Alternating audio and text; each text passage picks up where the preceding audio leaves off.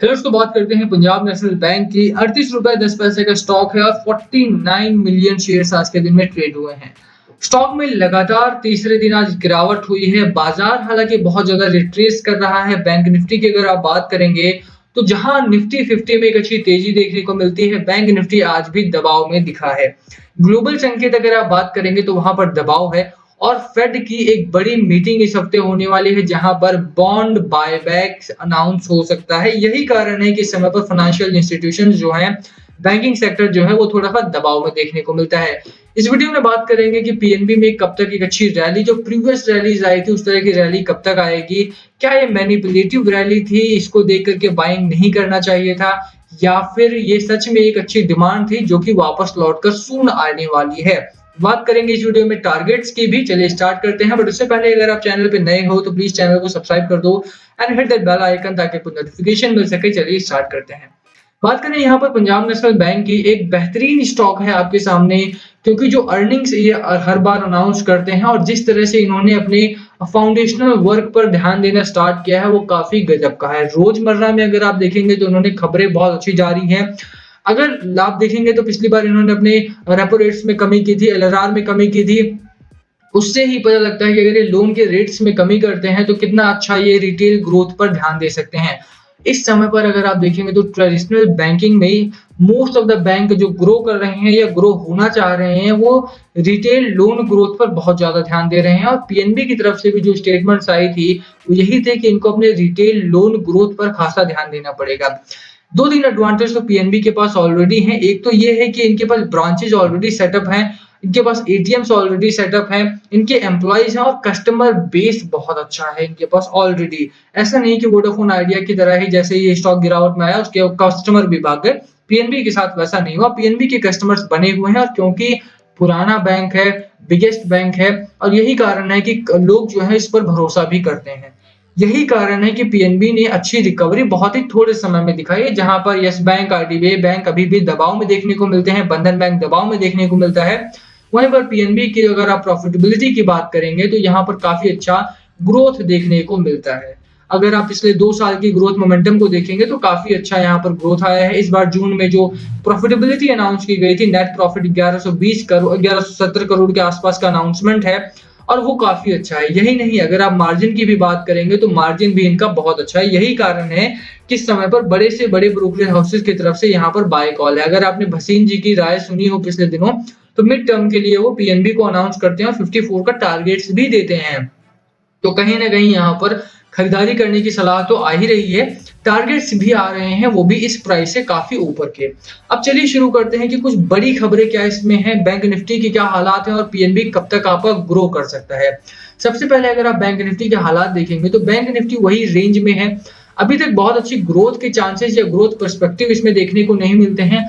हालांकि इंडाइस आपका बुलिश जरूर दिखाई देता है, बट क्योंकि फेड की मीटिंग अगर है इस समय पर तो एक सपोर्ट आप देख लीजिए कहां पर है, और उस सपोर्ट के नीचे अगर जाता है तो फिर से यहाँ पे उसी तरह का दबाव रहने वाला है। यहाँ पर आपको सपोर्ट एक देखने को मिलता है 3700 3750 के आसपास का सपोर्ट है यहाँ पे। 37,100 के आसपास का सपोर्ट है यहाँ पर, और अगर ये मेंटेन करता है तो ये काफी बेहतर होने वाला है इस हफ्ते फेड की मीटिंग के लिए भी। फेड की मीटिंग में अगर बाय बैक अनाउंस भी होता है तो वो भी स्टॉक के लिए काफी अच्छा होने वाला है। आप देखिए कि यहाँ पर अगर आप वीकली चार्ट पैटर्न खोलते हैं बैंक निफ्टी का तो एक रेंज में दिखाई देता है ना, एक पूरा रेंज बनी हुई है और इसी रेंज में ये ट्रेडिंग कर रहा था। पिछले हफ्ते की जो ग्रोथ आई थी उसकी वजह से बाहर जरूर निकला था, बट इस हफ्ते की जो प्रॉब्लम्स रही है उसकी वजह से ये दोबारा से लोअर एंड पर ही आकर के बन गया है। तो यहाँ से निकलना जरूरी है। अभी भी ऊपर की साइड है, ये बेहतर है। और अगर फेड की मीटिंग में कुछ अच्छी खबरें आती हैं तो आपका बैंक निफ्टी तेजी से भागेगा और बैंकिंग सेक्टर का जो सेक्टरल चेंज है, सेक्टरल ग्रोथ है, वो वापस आती हुई दिखाई दे सकती है आपको यहाँ पर। इसी वजह से पीएनबी भी पिछले 2 से 3 दिनों में गिरावट में जरूर रहा है, बट एक सपोर्ट जो है आपका 37 रुपए 80 पैसे का, 37 रुपए 75 पैसे का, वो बरकरार है। आज के दिन भी हैमर लाइक कैंडल बना है जरूर यहाँ पे। लेट्स सी कितना सपोर्ट करता है आने वाला बाजार इसे, यानी कल का बाजार। अगर कल का बाजार पॉजिटिव रहता है तो स्टॉक 40 रुपीज के टारगेट के लिए निकलेगा कल के दिन से, और 44 का आपका सेकंड टारगेट होने वाला है यहाँ पे डेली चार्ट पैटर्न की अगर आप बात करें।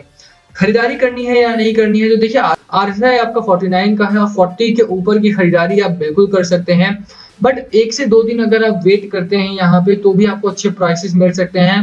देखिए फेड की मीटिंग काफ़ी इंपॉर्टेंट हो जाती है और इसी वजह से ग्लोबल मार्केट नेगेटिव है और उसका असर भारतीय बाजारों पर है। आज सुबह भी अगर आपने देखा हो तो मार्केट हायर जरूर खुले थे बट उसके एग्जैक्टली बाद वहां पे प्रॉफिट बुकिंग देखने को मिली। शुरुआत अच्छी थी, बीच में गिरावट आई, निफ्टी 50 ने रिकवर किया बट बैंक निफ्टी अभी भी गिरावट में रहा।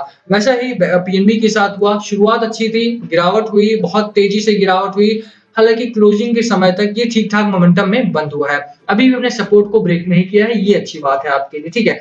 तो लोअर लेवल पर 37 रुपए 75 पैसे का आपको सपोर्ट लेकर के चलना है। अपर साइड पर जो पहला टारगेट है वो 40 रुपीज का है आपका। कल के दिन में अगर सपोर्ट मिलता है बाजार से तो यहाँ से स्टॉक आपका निकल जाएगा। एक और लोअर कैंडल बनी और स्टॉक आपका बेरिश मोमेंटम में जा सकता है, तो उसके लिए आपको तैयार रहना है। हालांकि ऐसा होने के बहुत कम चांसेस हैं क्योंकि स्टॉक इस समय पर मजबूत दिख रहा है और बाजार भी आज का जो मोमेंटम रहा है काफी मजबूत है, तो उसके लिए आपको कोई ज्यादा चिंता करने वाली बात नहीं है।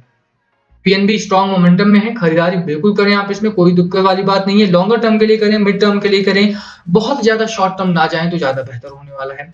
44 का सेकंड टारगेट होने वाला है आपका एंड 84 जो इसकी बुक वैल्यू है वो लॉन्ग टर्म टारगेट आप लेकर के चल सकते हैं। अगर आप खरीद के और रखना चाहते हैं कोई स्टॉक तो PNB can be one of those stocks कि आप इसको खरीदें और रखें। इस स्टॉक में आपको डबल का प्रॉफिट आपको आने वाले 1 से 1.5 साल में मिल सकता है, ये तय है।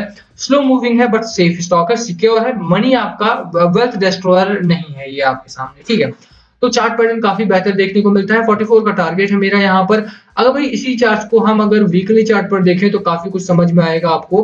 देखिए वीकली चार्ट पैटर्न आपका ये है जो कि एक रेंज में है, रेंज ब्रेकआउट अभी तक नहीं मिला है, यहाँ पर से आके वो स्टॉक आपका बार बार नीचे जाता है। इस समय पर अगर आप देखेंगे तो ये आपका सपोर्ट मिल रहा था, इस बार सपोर्ट के ऊपर से रिट्रेस लिया है स्टॉक ने, जो काफी अच्छी बात है। बट दोबारा से यहाँ पर आकर के 40 रुपीज 42 रुपीज आकर के अगर ये बाउंस बैक करता है यानी कि दोबारा से लोअर एंड पर जाता है तो वो प्रॉब्लम करेगा। इसको रिकवरी चाहिए, इसको यहाँ से ब्रेकआउट चाहिए और ये ब्रेकआउट अगर मिलता है तो स्टॉक आपका अगेन भसीन जी के टारगेट के लिए निकल जाएगा। 54, 62 एंड देन 84, 3 टारगेट्स मैं आपको बता रहा हूँ और जल्दी ही वो पूरे हो सकते हैं जिस तरह का मोमेंटम बाजार में बना है। स्टॉक आपका 44 डे ईएमए के नीचे ट्रेड कर रहा है जो कि बताता है कि स्टॉक में थोड़ी सी वीकनेस है इस समय पर और वो चीज साफ तौर पर बाजार में है। तो बैंक निफ्टी के स्ट्रांग होने का वेट करना है। फेड की मीटिंग के बाद मोस्ट प्रोबेबली यहाँ पे बैंकिंग सेक्टर के हालात चेंज होंगे और वहां पर अच्छी खबरें आने की उम्मीद भी की जा रही है। तो बने रहिए बाजार में, बने रहिए पीएनबी के साथ। अगर आप देखेंगे तो खरीदारी जो है वो स्टॉक में उठाई जा रही है 37% की, 25% की, 29% की और 28% की, तो मोर देन 25% के आसपास की एवरेज डिलीवरी है। यहाँ पे खरीदारी की जा रही है, आपको भी खरीदारी करनी है। 44 एंड 54 दो टारगेट्स लेकर के चलना है। घबराना नहीं है स्टॉक में जस्ट बिकॉज की रिसेंटली गिरावट हुई है, क्योंकि जितनी गिरावट होती है उतना स्टॉक आपका उछल के भागेगा। कल के दिन की जो गिरावट हुई थी बैंकिंग सेक्टर हो चाहे मेटल्स हो, वो सोलली मैनिपुलेटिव थी, डीआईआई की तरफ से हुई थी और इन्होंने 16 को 26 करोड़ का माल बेचा था जो कि एफआईआई के 100 करोड़ की खरीदारी के सामने बहुत ही कम था। 100 करोड़ की खरीदारी बहुत कम थी और 16 से 26 करोड़ की जो बिकवाली थी वो भारी बड़ी बाजार पर। बाजार में मेटल सेक्टर फिसला, एनर्जी सेक्टर फिसला, साथ ही बैंकिंग सेक्टर में भी भारी भरकम गिरावट सेकंड डे देखने को मिली थी। तो वो चीज असाइड डीआईआई ने आज अच्छी खरीदारी की है, इसी वजह से यहाँ पे अच्छी रिकवरी देखने को मिली है। पीएनबी में भरोसा नहीं तोड़ना है, ब्रेकआउट मिलने के चांसेस बहुत जल्दी हैं। 42 के ऊपर ही क्लोजिंग के बाद यहाँ पर स्टॉक रुकेगा नहीं, यही कारण है कि यहाँ पर भसीन साहब ने दोबारा से इसके अपनी बाइंग लिस्ट में डाला है। आप भी बाय करके रखें इस स्टॉक को, अच्छा प्रॉफिट मिल सकता है आपको यहाँ से। 54 का टारगेट लेकर के चलिए स्टॉक में। वीडियो यहीं खत्म करते हैं। क्या है आपकी राय इस स्टॉक को लेकर के, प्लीज कमेंट करके शेयर करना। वीडियो पसंद आया हो तो लाइक करना, चैनल पे नए हो तो सब्सक्राइब किए बिना मत जाना। Thank you for watching and yes, एक और खबर रह गई थी बताने के लिए, वो भी आप जान लीजिए। यहाँ पे 170 करोड़ रुपए पीएनबी ने कलेक्ट किए हैं by levying charges on customers for not maintaining the required minimum balance. तो जैसा मैंने बोला पीएनबी लगातार अपने जो फाउंडेशनल काम है उन पे ध्यान देना शुरू करा है और इस बार का जो क्वार्टरली रिजल्ट है वो काफी अच्छा आने के चांसेस है। ये दूसरी खबर है जिसकी वजह से मुझे लगता है कि क्वार्टरली रिजल्ट के बाद स्टॉक में रॉकेट बनने की संभावना आती है, इसी वजह से खरीदारी की जा सकती है यहाँ पे। तो हर तरफ से ये पैसा कमा रहे हैं, जो लोन्स इन्होंने राइट ऑफ कर दिए थे वो भी इनके रिकवर हो रहे हैं, तो वो बड़ी खबरें हैं यहाँ पे, ठीक है। तो उसका फायदा भी आपको देखने को मिलेगा।